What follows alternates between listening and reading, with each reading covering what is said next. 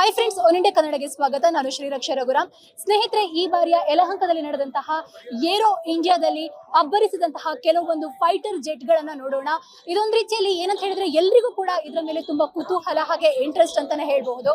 ಈ ಬಾರಿ ಅದನ್ನ ನಾವು ಏರೋ ಇಂಡಿಯಾದಲ್ಲಿ ಯಲಹಂಕದಲ್ಲಿ ನಡೆದಂತಹ ಕಾರ್ಯಕ್ರಮದಲ್ಲಿ ಅದನ್ನ ನಾವು ಕಣ್ಣಾರೆ ನೋಡ್ಬೋದಿತ್ತು. ಆ ರೆಫೇಲ್ ಆಗಿರಬಹುದು, ಬೇರೆ ಬೇರೆ ಮಿಗ್ ಆಗಿರಬಹುದು, ಇದೆಲ್ಲವೂ ಯಾವ ರೀತಿಯಾಗಿತ್ತು, ಎಷ್ಟು ಅಂದ್ರೆ ಅದರ ಒಂದು ಸ್ಟೈಲ್ ಯಾವ ರೀತಿಯಾಗಿತ್ತು, ಬಣ್ಣ ಯಾವ ರೀತಿಯಾಗಿತ್ತು, ಅದೆಲ್ಲವನ್ನ ಕೂಡ ನಾವು ಲೈವ್ ಆಗಿ ನೋಡಬಹುದಿತ್ತು. ಈಗ ನಾವು ರೆಫೇಲ್ ಎದುರು ನಿಂತಿರುವಂತದ್ದು. ನೀವು ರೆಫೇಲ್ ಅನ್ನ ನೋಡಬಹುದು ಯಾವ ರೀತಿಯಾಗಿ ಇದೆ ಅಂತ ಹೇಳಿ. ಇದರ ಫೀಚರ್ಸ್ ಏನು, ಇದರ ಸ್ಪೆಷಾಲಿಟಿ ಏನು, ಇದನ್ನ ಯಾರು ತಯಾರಿಸಿದ್ರು, ಇದೆಲ್ಲವನ್ನ ಕೂಡ ನೋಡೋಣ.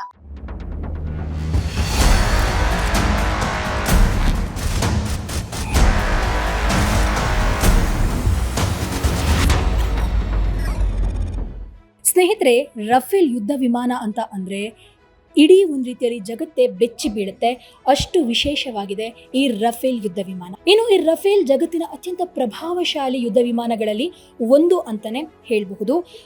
ಇನ್ನು ಭಾರತೀಯ ವಾಯುಪಡೆಗೆ ಈ ರಫೇಲ್ ಒಂದು ರೀತಿಯಲ್ಲಿ ಭೀಮಬಲ.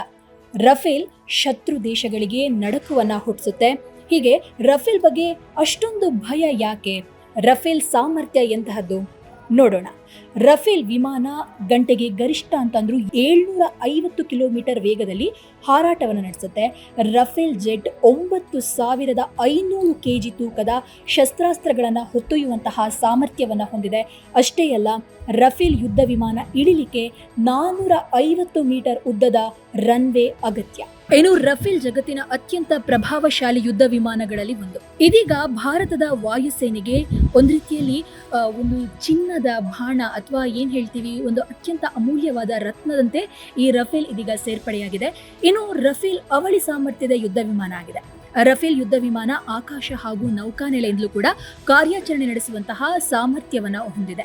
ಏನು, ರಫೇಲ್ನಲ್ಲಿ ಅಣುವಸ್ತ್ರ ಸಿಡಿತಲೆ ಇರುವ ಕ್ಷಿಪಣಿ ಉಡ್ಡಯನ ಮಾಡುವಂತಹ ಸಾಮರ್ಥ್ಯ ಇದೆ. ಇನ್ನು ಕಣ್ಣಿಗೆ ಕಾಣಿಸದಷ್ಟು ದೂರದವರೆಗೂ ಇದು ದಾಳಿಯನ್ನು ನಡೆಸಬಲ್ಲಂತಹ ಒಂದು ವಿಶೇಷತೆಯನ್ನ ಈ ರಫೇಲ್ ಯುದ್ಧ ವಿಮಾನ ಹೊಂದಿದೆ. ಇನ್ನು ಅಣ್ವಸ್ತ್ರ ಸಿಡಿತಲೆ ಅಂದ್ರೆ ಅಣ್ವಸ್ತ್ರ ಮಿಸೈಲ್ ಅನ್ನ ಹೊತ್ತೊಯ್ದು ಎಲ್ಲಾ ರೀತಿಯ ವೈಮಾನಿಕ ದಾಳಿ ನಡೆಸುವಂತಹ ಸಾಮರ್ಥ್ಯ ಈ ರಫೇಲ್ ಯುದ್ಧ ವಿಮಾನಕ್ಕೆ ಇದೆ. ಇನ್ನು ಆಕಾಶ ಮಾರ್ಗದಲ್ಲಿಯೇ ಶತ್ರು ದೇಶದ ವಿಮಾನಗಳ ಮೇಲೆಯೇ ಇದು ದಾಳಿಯನ್ನು ನಡೆಸುವಂತಹ ಒಂದು ಸಾಮರ್ಥ್ಯ ಇದೆ. ಇನ್ನು ಇದರಲ್ಲಿ ರಾಡರ್ ವಾರ್ನಿಂಗ್ ರಿಸೀವರ್ ಅನ್ನ ಇದೆ. ಇನ್ನು 10 ಗಂಟೆಗಳ ಕಾಲ ಫ್ಲೈಟ್ ಡೇಟಾ ರೆಕಾರ್ಡಿಂಗ್ ಸಾಮರ್ಥ್ಯವನ್ನ ಇದು ಹೊಂದಿದೆ. ಇನ್ನು ರಫೇಲ್ ವಿಮಾನದ ವಿಶೇಷತೆ ಏನು?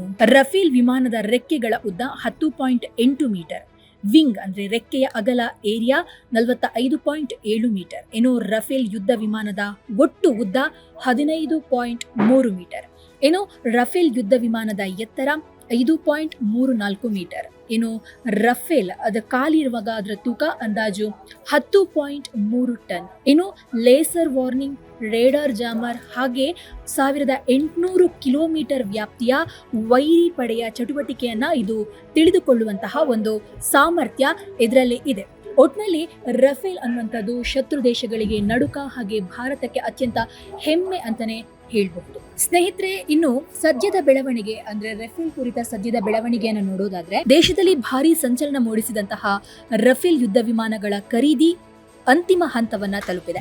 ರಫೇಲ್ ಯುದ್ಧ ವಿಮಾನಗಳ ಖರೀದಿಯಲ್ಲಿ ಭಾರಿ ಅವ್ಯವಹಾರ ನಡೆದಿದೆ ಎನ್ನುವ ಆರೋಪ ಕೇಳಿ ಬಂದಿತ್ತು.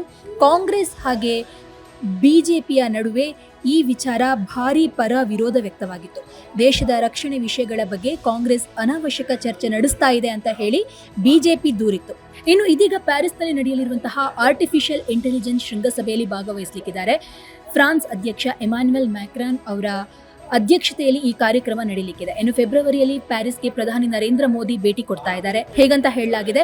ಇದರ ನಡುವೆ ಯುದ್ಧ ವಿಮಾನಗಳ ಖರೀದಿ ವಿಚಾರ ಮುನ್ನೆಲೆಗೆ ಬಂದಿದೆ. ಇನ್ನು ಭಾರತ ಹಾಗೂ ಫ್ರಾನ್ಸ್ ನಡುವೆ 2 ಪ್ರಮುಖ ಹಾಗೂ ದೊಡ್ಡ ಮಟ್ಟದ ರಕ್ಷಣಾ ಒಪ್ಪಂದಗಳು ಅಂತಿಮ ಹಂತಕ್ಕೆ ಬಂದು ತಲುಪಿವೆ. ಇನ್ನು ಭಾರತೀಯ ನೌಕಾಪಡೆಗೆ 26 ರಫೇಲ್ ಎಂ ಫೈಟರ್ ಜೆಟ್ಗಳ ಖರೀದಿ ಹಾಗೂ 3 ಸ್ಕಾರ್ಪಿಯನ್ ಜಲಂತರ್ಗಾಮಿ ನೌಕೆಗಳ ಖರೀದಿ ಇದರಲ್ಲಿ ಸೇರಿದೆ ಅಂತ ಹೇಳಲಾಗಿದೆ. ಇನ್ನು ದೇಶದ ರಕ್ಷಣಾ ಇಲಾಖೆಗೆ ಸಂಬಂಧಿಸಿದ ಪ್ರಮುಖ ಒಪ್ಪಂದಗಳ ವಿಚಾರ ಮುಂದಿನ 2 ವಾರಗಳಲ್ಲಿ ಭಾರತದ ಭದ್ರತಾ ಸಂಪುಟ ಸಮಿತಿಯ ಮುಂದೆ ಇರಿಸಿ ಅನುಮೋದನೆಯನ್ನು ಪಡೆದುಕೊಳ್ಳೋದಕ್ಕೆ ಸಿದ್ಧತೆಯನ್ನು ಮಾಡಿಕೊಳ್ಳಲಾಗ್ತಾ ಇದೆ ಅಂತ ಹೇಳಲಾಗಿದೆ. ಇನ್ನು ರಫೇಲ್ ಯುದ್ಧ ವಿಮಾನಗಳ ವಿಚಾರ ದೇಶದಲ್ಲಿ ಭಾರಿ ಚರ್ಚೆಗೆ ಕಾರಣವಾಗಿದ್ದ ಒಪ್ಪಂದಗಳಲ್ಲಿ ಒಂದಾಗಿದೆ. ಇದು ಬರೋಬ್ಬರಿ 10 ಬಿಲಿಯನ್ಗಿಂತಲೂ ಹೆಚ್ಚು ಮೊತ್ತದ ರಕ್ಷಣಾ ಒಪ್ಪಂದ ಇದಾಗಿದೆ ಅಂತ ಹೇಳಲಾಗಿದೆ. ಇನ್ನು ದೇಶದ ರಕ್ಷಣಾ ಕ್ಷೇತ್ರಕ್ಕೆ ಇದರಿಂದ ಆನೆ ಬಲ ಬರುತ್ತೆ ಅಂತಾನೆ ಹೇಳಲಾಗಿತ್ತು. ಆದರೆ ಈ ಯುದ್ಧ ವಿಮಾನದಲ್ಲಿ ಭಾರಿ ಅವ್ಯವಹಾರ ನಡೆದಿದೆ ಎನ್ನುವಂತಹ ವಿಚಾರ ಜೋರಾಗಿ ಚರ್ಚೆಗೆ ಒಳಪಟ್ಟಿತ್ತು. ಇನ್ನು 64 ಕೋಟಿ ಲಂಚ ಪ್ರಕರಣ. ಹೌದು, ಕೋಟ್ಯಾಂತರ ರೂಪಾಯಿ ಮೊತ್ತದ ಯುದ್ಧ ವಿಮಾನ ಖರೀದಿಯಲ್ಲಿ ಮಧ್ಯವರ್ತಿ ಸುಸೇನ್ ಗುಪ್ತಾಗೆ ಫ್ರಾನ್ಸ್ ಸಂಸ್ಥೆ ಡಸಾಲ್ಟ್ ಏವಿಯೇಷನ್ ಅನ್ನೋದ್ರಿಂದ ಬರೋಬ್ಬರಿ 64 ಕೋಟಿ ರೂಪಾಯಿ ಲಂಚ ನೀಡಲಾಗಿತ್ತು ಎನ್ನುವ ಗಂಭೀರ ಆರೋಪ ಕೇಳಿ ಬಂದಿತ್ತು. 2009 ಹಾಗೂ 2012ರ ಅವಧಿಯಲ್ಲಿ ಈ ಅವ್ಯವಹಾರ ನಡೆದಿರುವಂತಹ ಆರೋಪ ಕೇಳಿ ಬಂದಿತ್ತು.